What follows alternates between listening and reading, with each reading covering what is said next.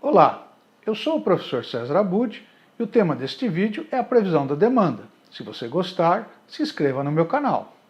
Veremos neste vídeo o modelo de média móvel simples para prever a demanda. Se sua série temporal é estacionária, você pode utilizar este modelo. Também veremos neste vídeo os indicadores de erro de nossos modelos de previsão: desvio padrão, desvio absoluto médio, também conhecido como DAN, e o TS, Track Signal. Vamos à aula.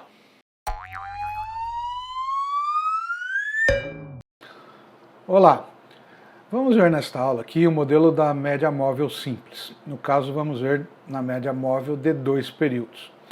Vimos na aula sobre série temporal estacionária que esta série aqui, que vai de 2005 até 2019, portanto 15 anos de vendas, ela é uma série estacionária. Comprovamos através do coeficiente de Spearman. Portanto, um dos modelos adequados para uma série estacionária é a média móvel simples. Vamos então desenvolver esse modelo de média móvel simples. A fórmula é a média móvel, é a média simples, né? Então aqui, para mim fazer a previsão do período T, eu vou pegar, no caso, quantos períodos, o N é o número de períodos, né? Imaginando que fossem 4 períodos, eu pegaria as vendas do período anterior, do segundo período antes, terceiro e quarto período, ok? No nosso exemplo, nós vamos pegar 2 períodos, ou seja, para prever a venda do ano de 2007, eu necessito de 2 anos anteriores para fazer a cálculo, certo?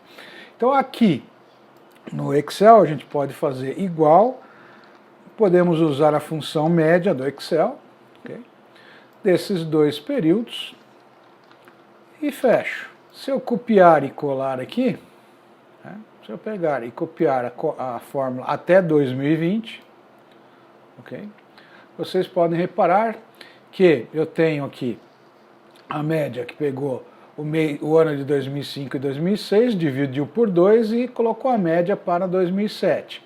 Em 2008, ele ignorou o ano mais antigo, pegou o mais recente, ele descartou o ano mais antigo, pegou o ano mais recente, somou e dividiu por 2.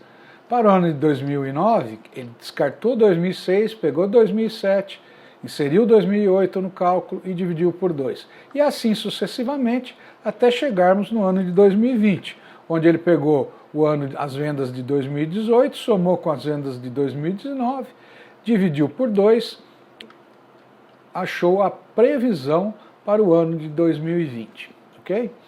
Então vamos lá, eu vou fazer um gráfico tanto do que aconteceu, né, das vendas reais, quanto da previsão que eu fiz para a gente poder verificar algumas características desta situação. Então vamos lá, vou passar esse gráfico aqui para cima, ok? Ampliar ele aqui um pouquinho, vamos mudar esse gráfico para mostrar os pontos.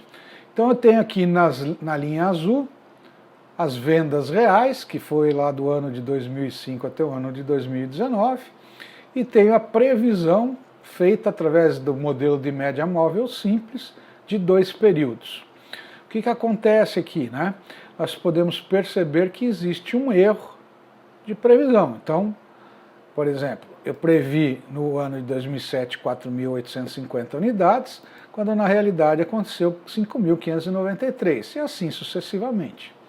Bom, eu preciso saber, né, quanto que eu errei, né? Qual foi a minha margem de erro? E existem alguns indicadores que a gente pode ver.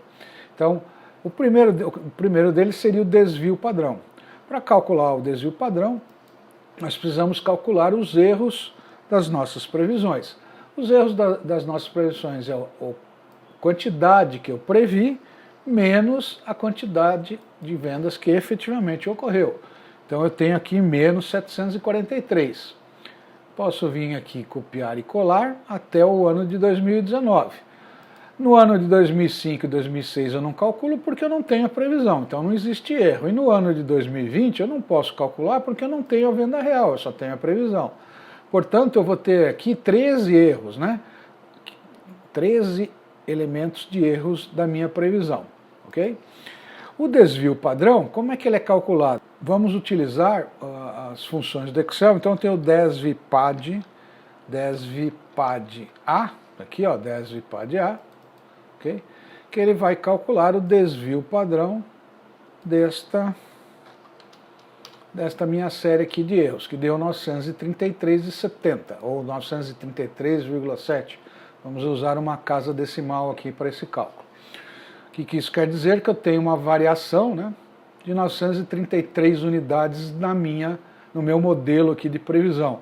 Ou seja, para o ano de 2020 eu posso vender 5.259 unidades, mais 933, ou vamos arredondar para 934, ou menos 934, tá certo? Então, para mais ou para menos eu posso errar isso aí. Esse é o primeiro indicador, então, que é o desvio padrão. O segundo indicador que a gente tem de margem de erro das nossas previsões é justamente o desvio absoluto médio.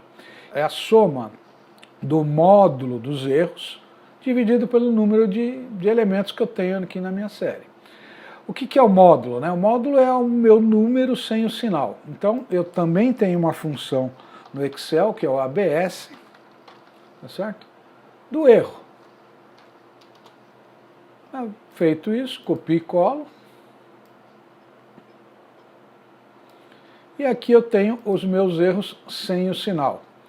Aqui eu vou fazer uma autossoma. Vou fazer uma autossoma dos meus erros.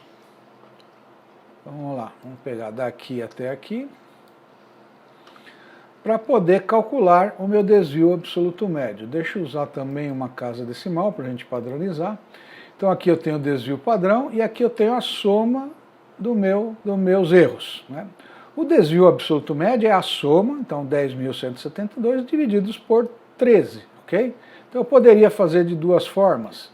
Poderia pegar este valor e dividir por 13, que são 13 elementos, né? Então 13 elementos que eu tenho aqui do ano de 2007 até o ano de 2019, certo? Ou também posso calcular a média do meu desvio padrão. Okay?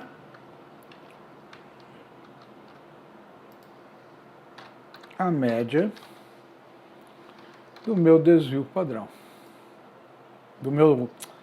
A média dos meus erros absolutos. Okay? Então dá 782,48, estamos usando uma casa decimal, então vamos aqui calcular o desvio absoluto médio. Uma outra forma que nós podemos calcular o desvio absoluto médio, e eu vou precisar desta forma para poder calcular o TS, que é o Trick-Sinon, né? Que é o erro, né? Não é o erro absoluto, é o erro dividido pelo desvio absoluto médio do período, ok? Então o que acontece? Eu teria que colocar aqui média do meu erro absoluto até o meu erro absoluto. Vou dar um F4, média do meu erro até o meu erro. Okay. E aqui eu coloco um F4 para fixar essa média aqui. Copio e colo até o ano de 2019. Vamos usar aqui uma casa decimal. Okay. E vocês podem reparar que no final aqui do ano de 2019, o meu desvio absoluto médio, vou pintar aqui de laranja, okay? É o mesmo que eu calculei aqui embaixo. Okay? Então agora eu tenho o desvio, vamos lá, eu tenho o desvio padrão como um dos indicadores, vamos pôr de verde aqui. Tenho o desvio padrão como um dos indicadores de erro e tenho o desvio absoluto médio como um segundo indicador de erro. E agora o TS, que é, como vocês podem ver aqui na fórmula, é o erro, então é o erro aqui da coluna E, erro, divididos pelo desvio absoluto médio do período. No primeiro período ele se repete, né? Então vamos calcular. E temos aqui a coluna do desvio absoluto, do Trick-Sinon, do TS. O que acontece com o TS? O TS ele é um indicador de viés do meu modelo.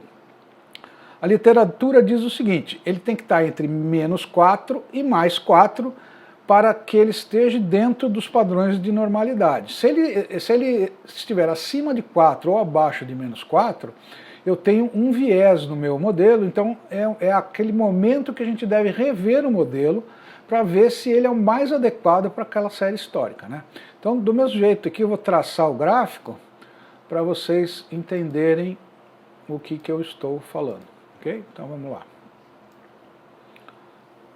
Vamos aqui, deixa eu baixar um pouco aqui, e vamos pegar, aqui ó, que tenha os pontos aqui para mim mostrar para vocês.